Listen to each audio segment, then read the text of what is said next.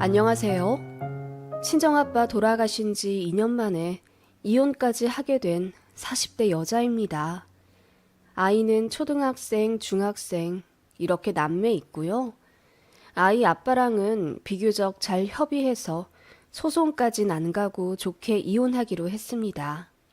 원인은 시어머니 때문이지만 어쨌든 남편도 잘한 건 없어서 이렇게 갈라서게 되었어요. 돈에 눈이 멀어 결국은 아들네까지 이혼시킨 노인네 이야기 한번 들어보시겠어요? 저는 남편과 대학생 때 만나 연애 2년 하고 거의 졸업하자마자 결혼했습니다. 속도 위반은 아니었고요. 엄마가 일찍 돌아가시고 아빠도 저 고등학생 때 언니하고 저만 둘을 한국에 남겨두고 베트남으로 일하러 떠나셨기 때문에 참 외로웠어요. 언니는 늘 일하느라 바빴기에 저의 허탄 마음을 채워주는 건 남자친구뿐이었습니다. 제가 고작 25살에 결혼한다고 하니 언니가 결사 반대를 했어요. 그때는 왜 그렇게 반항심이 생기던지요. 언니가 나에게 해준 게 뭐냐. 가족처럼 나를 사랑해준 건 남자친구뿐이다. 라고 소리 지르며 결혼하겠다고 우겼지요. 아빠는 전화로 전한 제 결혼 의지에 그저 알겠다고 수긍하셨죠. 당신께서 반대도 찬성도 할 자격이 없다고 생각하셨던 모양이에요. 시댁의 반대는 심했습니다. 이제 사회 나와 날개 펼칠 아들인데 여자한테 발목 잡혀 인생 주저앉는다고 하시며 제 앞에서 대놓고 시어머니는 더 좋은 여자 만나야지. 저런 쭉정이는 연애만 해도 됐잖아. 라며 큰 상처를 주셨습니다. 하지만 남편도 저도 둘 다 서로를 많이 사랑했기에 양가 도움 없이 잘 살 거라고 큰 소리 떵떵 치며 결혼을 강행했어요. 그렇게 조촐하게 결혼식 올리고 신혼집은 보증금 1,000에 월세 20만 원짜리 빌라 1층에서 시작했습니다. 거실 하나에 방 한 칸 있는 게 다였지만 그래도 나름 행복했네요. 그렇게 결혼 생활 시작했고 누구보다 행복해야 한다는 강박 때문인지 더 열심히 살았어요. 저를 인정해주지 않는 시댁에도 잘하려 노력했습니다. 시어머니는 참 저에게 못되게 구셨어요. 당신도 귀찮아 미루신 제사를 저 결혼하자마자 큰 댁에서 가져오시더라고요. 이유는 돈 때문이었죠. 제사 가지고 온다는 핑계로 아버님 형제 쪽 땅을 더 갖고 오려고 하셨나 봐요. 며느리 생긴이 잘됐다 하며 제사 가져오고 큰댁에 큰 소리 뻥뻥 쳐서 당시같이 4천만 원 정도 되는 땅을 명의 의전해서 바로 팔아버리고 고스란히 어머님 통장에 넣으셨습니다. 그 때문에 저는 1년에 제사 4번을 꼬박 차리러 시댁에 가야 했습니다. 어머님은 저 올 때까지 손 하나 까딱하지 않으셨기 때문에 제가 미리 전이며 국이며 다 만들어 놓은 후 퇴근하면 그 음식들 다 가지고 시댁에 갔습니다. 당시에는 그래야만 하는 줄 알았어요. 20년 전만 해도 며느리 돌이라는 것에 빡빡한 시대였거든요. 게다가 저는 시댁 반대를 무릅쓰고 한 결혼이었고 많이 어리기도 했기에 어머님 말씀에 순종하며 지냈네요. 제사뿐만 아니라 김장, 시부모님 병원 모셔가기, 온갖 잠심부름 정말 열심히 하며 살았네요. 남편은 뭐 했냐고요? 네, 딱히 제 편이 되어주지 않았네요. 남편도 당시 20대였기에 참 어렸어요. 며느리가 시댁과 남편에게 순종해야 하는 걸로 알고 있는 보수적인 남자였고요. 그래도 제가 몸 아프면 나름 집안일도 하고 시댁에 못 간다 얘기도 해주었지요. 그런 점들이 있었기 때문에 저도 버티고 살았던 것 같아요. 행복할 줄 알았던 결혼 생활은 저를 어른으로 만들어준 쓰디쓴 입장권 같은 거였네요. 그렇게 애도 둘 낳고 직장 생활도 열심히 하고 살림과 며느리 도리도 잘 해내며 악착같이 살아온 저입니다. 아줌마가 무적이라고 그렇게 시간이 흐르니 저도 남편 앞에서 큰 소리 칠 수 있게 되었고 시어머니에게도 나름 할 말 하는 며느리가 되더군요. 그래서 어머님은 저를 더 미워하게 되셨지만 상관없었습니다.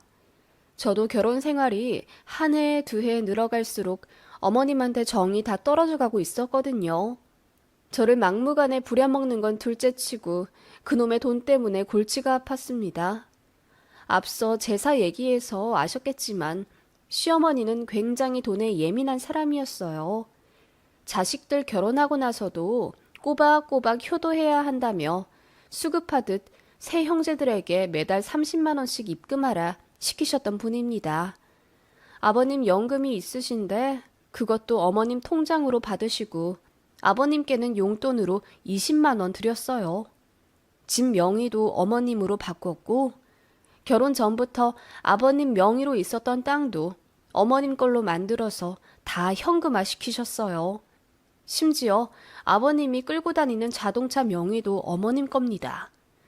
어머님이 온 집안 돈을 다 쥐고 싶어 하셨고 10원 한 장 허투루 쓰기 싫어하셨어요. 그렇게 해서 부자가 되었냐? 그것도 아닙니다. 시이모가 돈사고를 쳐서 어머님이 그거 갚아주시는 바람에 생돈 8천만 원이 나간 적도 있고 어머님 당신께서 워낙에 자질구레한 취미가 많으셔서 사람들 만나고 재료 사는 목적으로 한 달에 돈 200만 원은 쉽게 쓰십니다.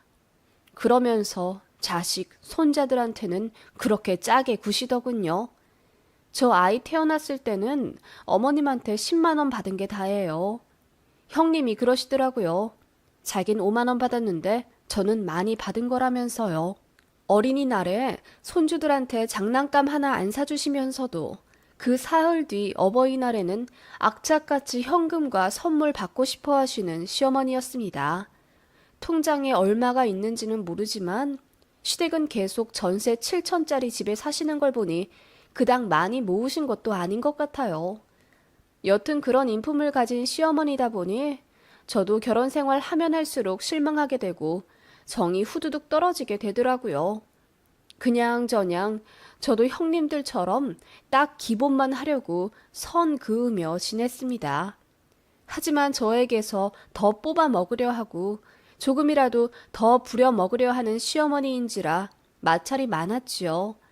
날씨가 이리 추운데 어른한테 안부 전화 왜 안 하냐? 여행 가는데 용돈 좀 안 보내주냐? 영양제 좀 사달라. 일주일에 한두 번은 전화하시는 시어머니였어요. 그런 시어머니를 남편은 어느새 방관하기 시작했지요. 그냥 다른 집들처럼 저는 애 키우고 돈 벌고 살림하는 사람일 뿐이었고 남편에게 여자는 되지 못한다는 생각에 부부싸움도 잦아졌어요. 우리 결혼한 지 얼마나 오래됐어. 뭐가 그렇게 유난이야? 다 그러고 살아. 서운함을 내비치는 저에게 남편은 동태 눈깔로 화답하곤 했지요. 어느 순간 그런 남편도 시댁도 모두 싫어졌네요. 그러던 어느 날 언니로부터 연락이 왔어요. 베트남에 계신 아버지가 몸이 안 좋아 병원에 계시는데 모시고 와야겠다고 하더라고요. 깜짝 놀랐어요. 항상 건강하신 아빠였거든요. 부랴부랴 연차내어 언니가 베트남으로 갔고 그곳 병원에서 마주한 아버지를 보고 저는 그만 눈물을 펑펑 흘리고 말았습니다. 기골이 장대하던 사내는 어디 가고 뼈만 앙상하게 남은 아버지였어요. 얼굴이며 온몸이며 모두 시커먼 산송장처럼 변해 있는 아빠였고 목소리에 힘도 없었어요. 급성 간경화라고 하더군요. 거기서도 손 쓸 방법이 없어 급하게 아빠를 한국으로 모셔왔어요. 언니네 집이 저희 집보다 더 넓고 쾌적해 일단 그곳으로 모셨고 제가 주말마다 언니네 집으로 가서 아빠를 보살폈습니다. 입원과 외래를 반복하며 6개월간 아빠를 돌봤지만 결국 갑작스레 돌아가셨어요. 엄마도 안 계시는데 아빠마저 돌아가시니 이제 진정한 고아가 되었다는 생각에 언니 붙잡고 땅이 꺼지도록 울었네요. 아빠에게도 죄송했지만 언니에게도 미안함이 밀물처럼 몰려왔습니다. 그간 왜 언니 말을 듣지 않았을까? 내 하나뿐인 혈육인데 왜 그렇게 반항만 하려 했었던 걸까? 싶어서 후회도 막심했습니다. 그런 언니를 의지하며 아버지 장례식을 조촐하게 치렀어요. 시댁 가족들도 조문하러 와주었지요. 그날만큼은 어머님께도 감사했어요. 단정하게 까만 정장을 입고 제 언니 손을 잡으며 위로의 말을 해주는 시어머니에게 저도 고맙다고 인사했습니다. 그런데 그것도 잠시더군요. 식사를 끝내신 시어머니가 저를 부르더니 장례 비용은 어떻게 하니? 언니가 좀 살아? 그럼 언니 보고 대달라고 해. 라고 하시더군요. 제가 알아서 할게요, 어머님. 대답했지만 시모는 돈 문제만큼은 제대로 해야 한다며 아무리 간소화해도 장례식은 장례식인데 꽤 들어가지 않겠냐며 저를 닥달하셨습니다. 보아하니 조문객도 얼마 없는데 쌩 돈만 나간다. 언니가 잘 살면 언니한테 맡겨. 넌 동생이니까 뒤로 물러나도 돼. 그렇게는 못하죠. 장례 비용이 얼마가 나오든 간에 언니랑 저랑 같이 부담해야죠. 네 친정아빠 생전에 병원비도 한두 푼이 아니었잖니. 이제야 물어보는데 너 그동안 네 친정아빠한테 돈 얼마 썼니? 베트남에서 모시고 올 때도 비행기 값이며 밀린 병원비며 돈 많이 들었지? 시어머니는 뱀눈을 해서는 저를 째려보며 말씀하셨습니다. 어머님, 그럴 때 쓰려고 버는 돈인데 뭐 어때서요? 제가 전업이라 애들 아빠 월급만 축 내는 것도 아니고 어쩔 땐 그이보다 더 벌어요. 좀 쓸 수도 있죠. 애들 아빠가 그동안 어머님께 매달 드린 돈만 1,000만 원이 훌쩍 넘는데요. 그러자 어머님이 기분이 나쁘다는 듯 그야 우리는 시댁이잖니. 너는 친정이랑 연락도 잘 안 했으면서 새삼스레 뭘 그러니? 라며 짜증을 내시더군요. 대답도 않고 저도 제 일 하러 뒤돌았지요. 어머님은 저 몰래 이 사람 저 사람 붙잡고 물어보신 모양이었어요. 저희 친정아빠 생전 사시던 집 문제나 재산 같은 게 궁금하셨던 듯 합니다. 그러다가 저희 외가 쪽 친척분께서 무슨 얘기를 들으신 거죠. 제 친정아빠가 베트남에서 사업을 하셨고 그거 정리하면 얼추 10억은 되지 않겠냐 하셨답니다. 솔직히 말하면 사실이 아니었어요. 아빠는 베트남에서 쫄딱 망했고 다른 사람 집에서 하숙하며 일하셨습니다. 저희한테 사실대로 말하면 창피하셨던 건지 친척한테 사업한다고 말씀하셨더랍니다. 그게 10수년 전인데 친척들끼리 얘기가 와전되어 10억까지 늘어난 거죠. 시어머니가 그 얘기를 듣더니 엄청 놀라셨는지 저에게 한달음에 달려와 야, 니네 친정아빠 돈 많으셨더라? 사업한 거 정리하면 10억은 된다는데 너 알고 있었어? 그러면서 어떻게 친정아빠랑 언니하고 연락도 안 하고 지냈냐? 어머님, 무슨 말씀이세요? 그런 거 아니에요. 그런 거 아니긴. 내가 다 알아왔다. 너 내가 돈 달라고 할까봐 숨기는 거냐? 어머님은 그렇게 말씀하시며 이제부터는 언니랑 잘 지내야 한다고 신신당부하시더군요. 그런데 제가 장례식 처리 때문에 잠깐 자리 비운 사이 시어머니가 언니와 이야기를 하고 있더라고요. 둘이 할 얘기가 없을 텐데 왜 저렇게 심각한 표정으로 대화를 나누고 있나 싶어 가까이 다가가자 언니가 화를 내는 소리가 들려 깜짝 놀랐습니다. 사돈 어르신, 이건 너무 하시는 거죠? 어떻게 그런 말씀을 하세요? 언니, 무슨 일이야? 왜 그러는데? 아니, 내 말은 그게 아니라 우리 며느리가 사정이 안 좋아서 그래요. 그래서 그런 부탁을 한 거니까 너무 꼬아듣지 말고. 예, 너희 시어머니가 나더러 유산을 포기하라 하신다. 뭐라고? 저는 깜짝 놀라 입을 틀어막았어요. 어머님, 그게 무슨 말씀이세요? 우리 언니한테 아빠 재산을 포기하라고 했다고요? 어머님이 왜요? 무슨 권리로요? 아니, 듣기로는 너희 언니 집이 34평에다가 형부 직업도 좋으시다면서 너는 아둥바둥 살고 있고 이렇게 재봐도 저렇게 재봐도 네가 더 딱한 현실인데 언니가 좀 봐줘야지. 이제 고아 아니냐? 서로 의좋게 지내려면 한쪽이 양보할 줄도 알아야 하는 거야. 어머님, 진짜 보자 보자 하니까 제정신이세요? 제가 참다 못해 소리를 빽 지르자 남편까지 멀리서 듣고 놀라 한 걸음에 달려오더군요. 무슨 일이야, 여보? 왜 그래? 당신 어머님 미치신 것 같아. 제정신 아니셔. 뭐라고? 당신 무슨 말을 그렇게 해? 장인어른 돌아가셔서 문상 오신 엄마한테. 당신 입으로 한번 여쭤봐. 당신 엄마가 우리 언니한테 뭐라고 했는지. 그제야 남편이 엄마한테 무슨 일이냐며 자초지종 물었고 어머님은 갑자기 눈물을 쏟으시며 불쌍한 척 연기하시더라고요. 아니, 나는 그냥 둘이 재산 문제 때문에 싸울까봐 좋게 좋게 조율하라고 한마디 한 것뿐인데 쟤가 저렇게 오바해서 화를 낸다. 그래, 아버지마저 돌아가시고 고아됐으니 예민하게 들을만 하지. 내가 잘못한 거다. 너도 개의치 마라. 그 말에 남편이 불같이 화를 내며 어른이 한마디 할 수도 있지 않냐며 지엄마 편을 들더라고요. 그 순간 저희 언니가 손을 올려 제 남편의 뺨을 쳤습니다. 제부, 내 동생 데려가서 이런 식으로 대하고 살았어? 아니, 이게 무슨... 니네 엄마가 나보고 아빠 재산 포기하라더라. 그게 사돈으로서 장례식장에서 하실 말씀이니? 어? 그 말에 남편이 얼얼한 뺨을 붙잡고 멀뚱거리며 어머님을 바라보았고 어머님이 빨개진 얼굴로 당황하셨습니다. 당신 맞을 짓 했어.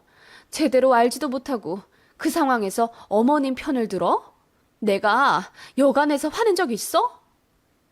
제가 소리를 지르며 남편에게 화를 내자 어머님이 뭐 그런 것 가지고 일을 크게 만드냐면서 제 남편더러 맞은 거 고소하라고 더 크게 소리를 지르시더군요.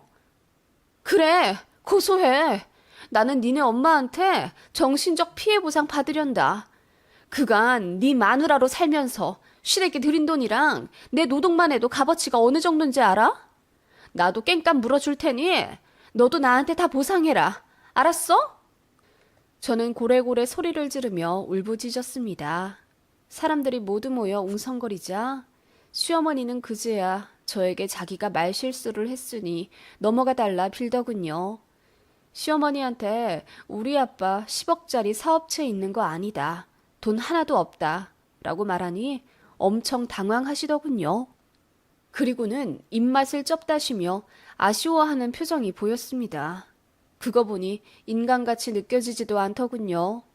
저는 이혼하겠다고 했습니다. 이런 남편과 시댁 정말이지 꼴도 보기 싫었거든요. 어떻게 제 아버지 장례식장에서 이러실 수가 있습니까? 아무리 돈돈거리는 분이라지만 사돈 재산까지 탐낼 줄 그 누가 알았겠어요. 그렇게 저는 장례식 끝나고 바로 이혼하자고 남편에게 서류 내밀었고 남편은 뒤늦게 미안하다며 싹싹 빌었습니다. 어머님도 저에게 찾아와 다신 그런 실수 안 할 테니 한 번만 넘어가 달라 하시며 저를 달랬지만 전 이미 마음 뜬 지 오래입니다. 대학 졸업하자마자 결혼하고 같이 산 세월이 얼마인데 겨우 이런 일로 이혼을 한다고? 며느라, 다시 생각해봐라, 응? 그러게요. 그 세월이 얼마인데 저에게 그렇게 경솔하셨어요. 그러자 어머님은 아무 말 못하셨습니다. 제일 좋은 건 변호사 대동에 소송 거는 거지만 저는 그간의 정을 생각해 남편과 최대한 좋게 헤어지기로 결심했습니다. 아이들 문제도 있고요. 그래서 대화를 참 많이 했어요. 그래도 최악의 남자는 아닌지 제가 그간 고생한 거 알아는 주더군요. 미안해 하길래 그 미안한 마음 가득 담아 위자료로 달라고 했더니 울면서 알겠다고 하더라고요. 그래서 위자료로 지금 사는 집 받고 아이들 제가 키우기로 했습니다. 집 받는 대신 양육비는 안 받기로 했고요. 어차피 애들 성인 되려면 얼마 안 남았기 때문에 상관없었어요. 이제야 저도 다 벗어나는 기분입니다. 친정 언니와도 눈물로 회포를 모두 풀었어요. 이제 자주 왕래하며 더없이 끈끈한 우애를 다지며 살아갈 거예요. 조금 늦었지만 이렇게 새 출발하게 되었습니다. 그놈의 지겨운 시댁 탈출하니 참 행복하네요. 저 응원해 주시면 감사하겠습니다.